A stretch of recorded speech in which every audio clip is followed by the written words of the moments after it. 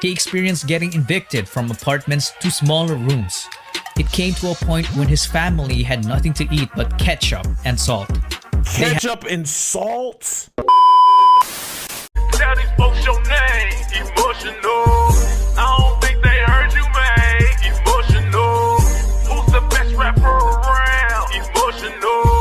Who's the new killer in town? What's going on, YouTube? I'm Emotional, aka your Sultan of Sexy. You know where the best be is me. Can't you see? I'm fresh and so clean.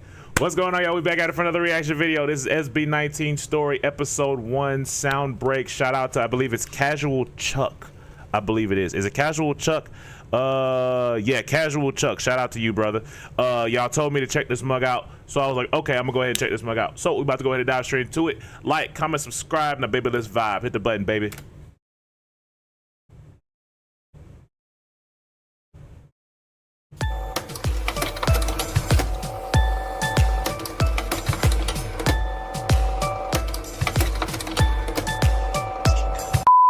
Disclaimer, this video is only based on my personal research. I might miss some details and it's possible to have discrepancies, but I did my best to get as much accurate information as possible, so enjoy.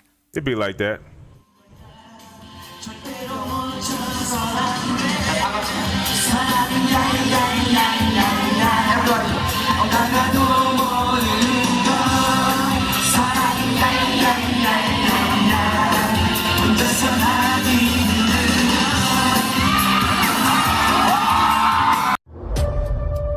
This is Cult Triple, a group of talented performers and comedians from Korea you've probably never heard of.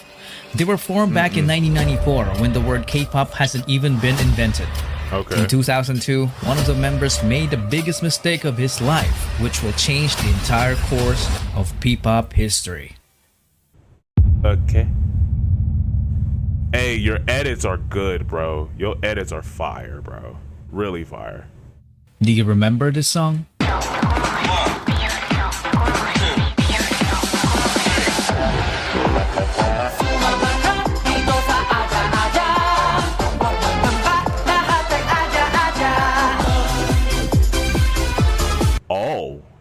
Oh, wait, is it the... Okay, I'm assuming it's the same song. So I was sure like, huh? It all started with this man, Jong Song-han. When he left the trio in 2002 to become an entrepreneur, Cult Triple became Cult 2. Most of their fans definitely thought that Song-han's decision was a huge mistake because the remaining members started racking up different awards in the entertainment industry. If he only stuck around, he would have gotten those awards too. But this man's decision was final. He used all of his savings to build an event organizing company called Show BT Entertainment. Yep, I'm talking about Tatang Robin. Tatang noticed how passionate Filipino fans were during the rise of K-pop, so he wanted to organize K-pop concerts and events that promote Korean and Filipino culture. To make that happen, he needed entertainers, a group of young people that would be part of the package of their service as an event organizer. We are talking about people who can do dancing, singing, and even act as servants like waiting tables and assisting guests. So he held an audition and hundreds of young talents applied. 30 of them passed as trainees. They were then called Nara, which in Korean means country and is the national tree of the Philippines. They went to multiple events together, including the fan meeting event of the K-pop group called Off-Road.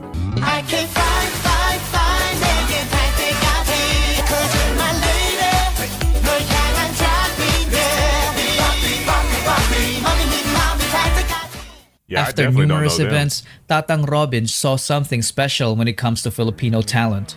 He realized that some of his trainees were far too talented to just end up as small-time performers. So he decided to launch the first P-pop boy group that underwent strict Korean-type training.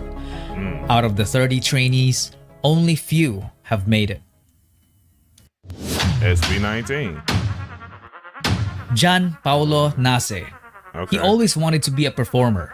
As a young dreamer, he joined several competitions as a soloist and also a member of the K-pop dance cover group called PHP. As a Really? trainee, he was the guy who shows up early and leaves late despite juggling a full-time job as a data analyst to provide for his family. He was the first one selected due to his undeniable diligence and leadership qualities. He is known to have critically acclaimed songwriting ability, a badass rapper, and was often dubbed as a genius, but he consistently denied it because he claimed to be just a hard worker. That's This 100. made him the destined leader of the group. He debuted with the name Sejun, but later changed his name to Pablo. Oh, so he's the leader of the group? Okay. But yeah, I know y'all have told me like, and I seen him in action a little bit in like videos and whatnot. But like, or like, what's it called? Like music videos they did. Like I know he wrote Stale's debut single, Room. And I thought that was fire. I'm like, yo, Pablo wrote that one? Oh yeah, your bag's deep, brother. Your bag is deep. Okay. Bring it back. But I didn't know he was like the leader of the group though. Genius, but he consistently denied it because he claimed to be just a hard worker. This made him the destined leader of the group. He debuted with the name Sejun, but later changed his name to Pablo. Why did Now he that start the with that methodical name? leader is chosen, they needed more members. Tatang Robin just got a genius composer in Pablo, so they needed someone who can dance. And this next guy is exactly that, Stale? and even more. Yep, I knew it. I knew it. Stelvester Ahero. He was only 16 when he started competing as a dancer while studying. He was a born winner despite growing up as a bullied kid. He made performing his escape from the harsh reality of the world. He It's interesting meeting or seeing people who also went through bullying, because I went through my share of it. And it was like to see you come from that and become what you are and become God knows what else. You know what I'm saying? It's inspiring. So salute to Stale, bro, for overcoming that. He was only 16 when he started competing as a dancer while studying. He was a born winner despite growing up as a bullied kid. He made performing his escape from the harsh reality of the world. He did a great job channeling the negative aspect of his life and converting it by winning multiple K-pop dance cover competitions with his group Saeon. He is also a hard worker. He was teaching dance to kids while competing. I remember There was a that. point I when he heard worked about too that. hard that it threatened his life due to poor health. He is a very skilled choreographer. In fact, he's the main culprit behind most of SB19's snappy and amazingly synchronized dance routines. But little did they know that dancing wasn't even his only talent.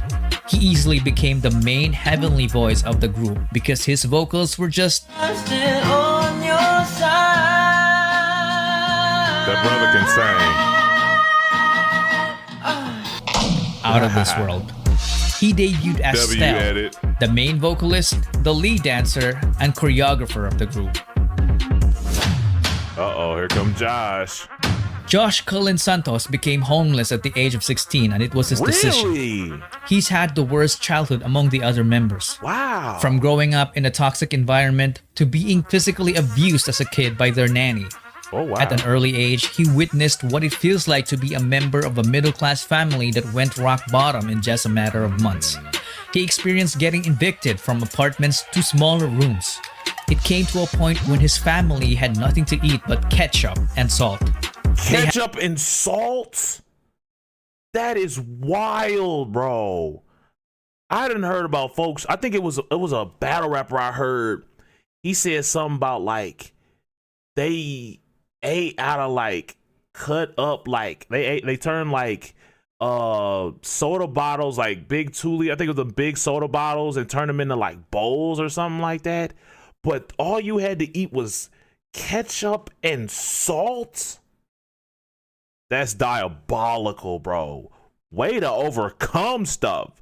Goodness. Had no permanent address. Because of that, Wow. Josh and his sister dropped out of school multiple times, so they got bullied at school for being repeaters. Sometimes he would get into fistfights for defending her. Josh had enough of this, so he took matters into his own hands by leaving. He became independent and started working as an internet cafe attendant. Using his own income, he took the alternative learning system and was able to finish his high school degree. Hey. Clearly had no background in performing. Not until he met new friends from the dance community, which led to him meeting Stell and Seon. That's crazy. They became co-members and went on to win numerous K-pop dance cover competitions all over Asia. They even met BTS during one of their winning runs in Korea. Okay. In a way, Josh was saved by Stell after trying so hard to save himself. And it paid off because after training, Josh ended up debuting as the lead rapper Hey, and dancer. I like how you of the did group. that. I like how you set that up. Justin the Joss didn't have to audition. Apparently, he was a very good-looking guy that when he joined a talent workshop as a teenager, Show BT immediately took notice and offered him to become a trainee to improve his singing and dancing skills. He was one of the late joiners, and when he did, he immediately saw a familiar face in Josh. You look familiar. Apparently, the two had a stint in performing together in a It's interesting how so many of them have run into each other at certain points of their lives. And then to turn around and end up in a group together is crazy work. It's crazy how life works out. Hold on, let me bring it back a little bit. trainee to improve his singing and dancing skills. He was one of the late joiners, and when That's he so did, crazy. he immediately saw a familiar face in Josh. That's You look crazy. familiar. Apparently, the two had a stint in performing together in a K-pop dance cover group called Zero to Hero. Hey, welcome to my world, let's do this. 이슈 제조기라 불러서 Okay. 어디 가도 분위기가 higher. 비행기 밖은 너무 시끄러워. So Justin as well wasn't new in the world of performing. He auditioned to be a part of the televised Pinoy boy band Superstar show, but he didn't even make it to the live auditions. Perhaps it was fate. He didn't have great singing skills at the time. It was only when he became a trainee that he improved astoundingly in the vocal department. He went on to finish his college degree in multimedia arts while training, which wow, earned that's him a dope. skill in filmmaking. He then got selected to debut as the main visual, the sub-vocalist, and the creative director of the group. He was the would-be director behind the record-breaking P-pop music video, What, and more. But that's a story for another video. At this point, Show BT seemed to have completed the group. 4 members in a P-pop group, a nice even number. 2 rappers and 2 vocalists. They were perfectly balanced, but they felt like something was missing. Perhaps someone was missing. Someone who could take this already great group of guys and push them to achieve the next level, the extraordinary level. Someone so naturally gifted that he could stand out in the presence of the already talented group of young artists. This venture that Tatang Robin took needed an apex, so he started the online auditions. When Josh heard about it, he was like, I know a guy. Philip John Suson is such a specimen. He was so naturally gifted that excelling in sports looked like a walk in the park for him. He grew up in the church under the care of his grandparents. I He remember was y'all an told me artistic that. kid, so he was active as an editorial cartoonist in school. Nobody taught him to play musical instruments. He taught himself by just listening to the music, so he ended up becoming a southpaw guitarist, but he later fixed it as he learned more. He didn't even know that he could dance until he was forced to in order to get good grades during their school intrams. After discovering dance, he transformed from a guy who didn't know it to someone who can fly. Because of his Wait, oh wait, he did do that in the what video was that? Oh, my brain. What video was that he did that in? It was a video I saw where he did do the flip in. What was that called? What was it? I can't think of it. I can't remember it. I can't remember. But I seen him do a flip, matter of fact, because I was like, bro, you flip? Okay. Yeah, the bags in this group are fire, bro. raw talent, he ended up teaching dance to the entire school and continued on to form a K-pop dance cover group called Amigo 7. Apparently, his group gave Josh's group so much trouble during their early competitions because they were very good rivals. So he decided to recruit him. But Philip was hundreds of islands away and didn't have the money. What did Josh do? He shelled out for his plane ticket. With nothing else to lose, Philip went and left his previous life in the countryside. He then trained with the boys and officially debuted with them as Ken, the main dancer, the bass vocalist, and the lead rapper of the group. One thing to note is that they were an unlikely bunch because they wouldn't have met each other if Tatang Robin stayed with his already successful group in Korea. Yeah? Justin failed his first audition, so he didn't even bother to audition again because he thought he wasn't ready. And Josh wouldn't have attempted to recruit Ken if Show BT's training program didn't even exist. And that, ladies and gentlemen, is the butterfly effect. When a small and seemingly insignificant occurrence has a rippling effect through time, leading to a consequential event sometime long after the initial event. These Or edits as are Google would put fire, it, bro. a phenomenon whereby a minute localized change in a complex system can have a large effects elsewhere. Tatang Robin's so-called mistake back in 2002 led to forming the future P-pop kings. In 2018, SB19 was formed. The name of the group was carefully picked. The number 19 is the sum of Korea and the Philippines area code digits 82 and 63. So 8 plus 2 plus 6 plus 3 is 19. Got SB you. doesn't only mean Show BT. It is all about their Sound ultimate break. goal for Pinoy sound to break into the Oh. music industry, which is fearlessly represented by this phrase.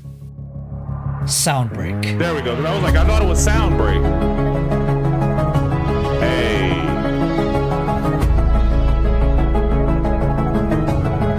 That was good. Like, yo, like, wait, is there more? Hold on. Casual Chuck. Okay.